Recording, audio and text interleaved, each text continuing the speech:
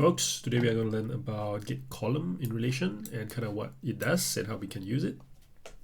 So if you look at the documentation, get columns in relation says we can pass in a relation and then we can get a list of columns back, right?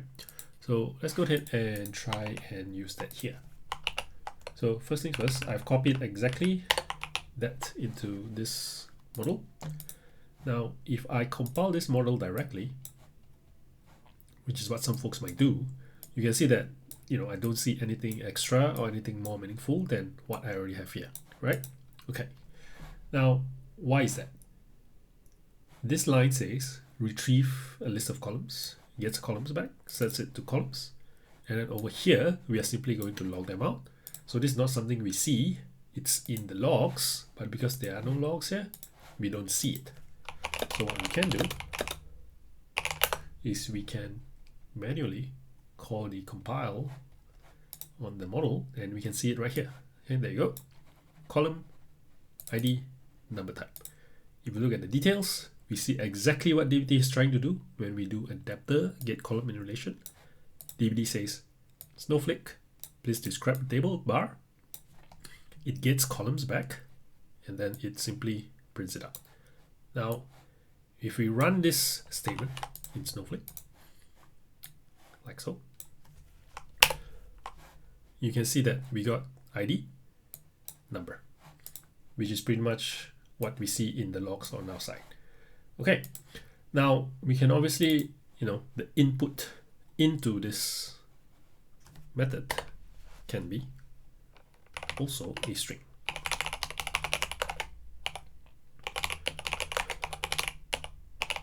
Right, so you can see here, this is the full FQN. I'm just going to pass it as a string right here. And now instead of logging it out, I'm going to template this into my model itself so we can see it down here. If I compile, then we see it exactly like this. Maybe we can even, so if I change this to something else, let's say I've got a model foo here. So I'm going to try a ref.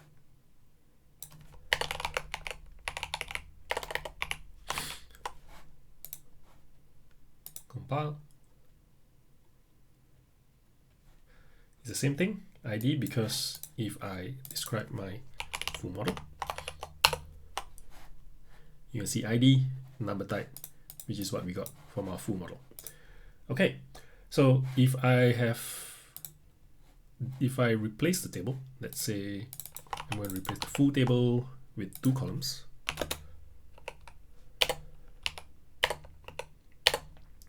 And then maybe a string. Okay, so I've replaced this foo table. And then I describe this table. I have 2 columns now. Now if I do this, ref of foo, compile, you can see that we have 2 columns now, just like how this is, right? Why? Because again, as I said at the start, when we invoke adapter.get column in relation, DBT sends a describe of the table, and then it gets the results back, assigns it to this columns variable, and then we are using the data here. Okay, so keep in mind of what I already said. So this is no different than doing this.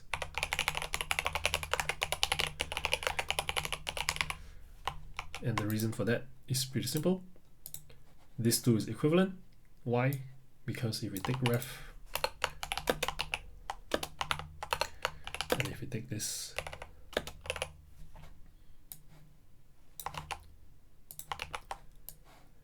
and we compile this, they are exactly equivalent, right?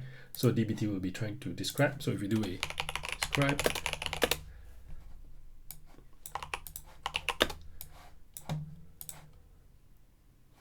you can see that they are pretty much exactly the same.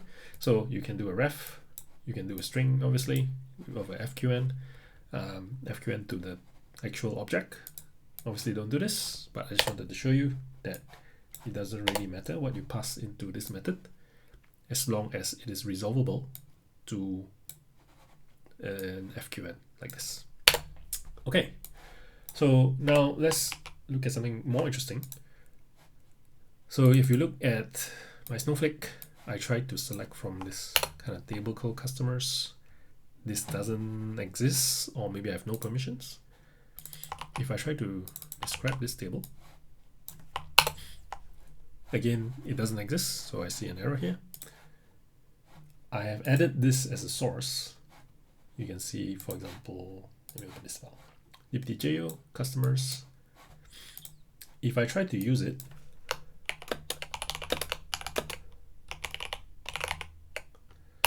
jo, okay. So if I try to use it like so,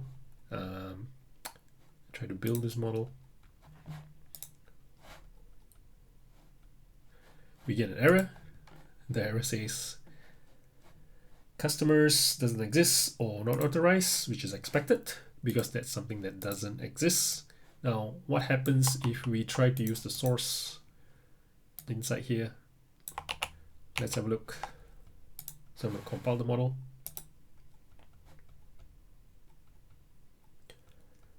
Essentially, we get no errors at all, right? So try it again. You can see here, nothing happens here, nothing interesting, no errors appear. Everything looks to, if I build, there are no errors, nothing. So why is that, right?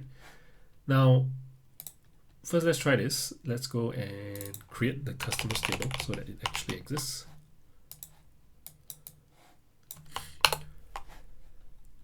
Now I can describe it. Okay, so now when I compile it, then I get some stuff back because now it actually exists. Okay, so why doesn't it error when the object doesn't exist and we have no permissions and we try to call get columns in relation over it? If we look at the source code for that macro or that method, we see get column in relation. This is what it's doing, right? So as I said before, it runs a describe on the thing that we passed in. So if it's a string, it just puts it in here. If it's a ref, if it's a source, it's going to translate this into an FQN, and then it's going to put it here. It's going to run this. And if you look at the code, it says if there are more than 10,000 records, then we want to raise an error. But what happens if the object doesn't exist? There are no errors, right? If the object doesn't exist, we simply set columns equals to an empty array. And then for each record, for example, there's 2 records here, we append to this columns array, and then we simply return it, right? So you can see here there's no error when the object doesn't exist. We simply don't return anything. So let's look at that. So I'll show you again. So columns, adapter get relation, something that exists. Compile. You can see here we get our array back of 2 objects. Let me get rid of this. Compile. Array of 2 objects. And if it's something that doesn't exist,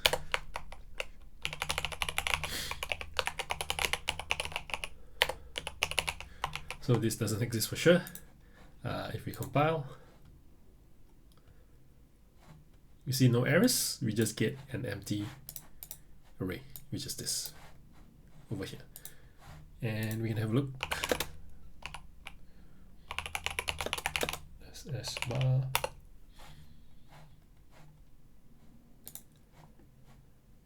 With the details, you can see here we send a describe table, typo, and blah blah, which doesn't exist anyway. There is an error here in the logs, but the model itself compiled successfully because you can see here there's nothing that tries to catch when this doesn't exist or you have no permissions. So keep that in mind when you're trying to use adapter.getColumn in relation. If you are trying to debug something, you're looking at, select something like, for example, select for C in columns. This is pretty common pattern, right? C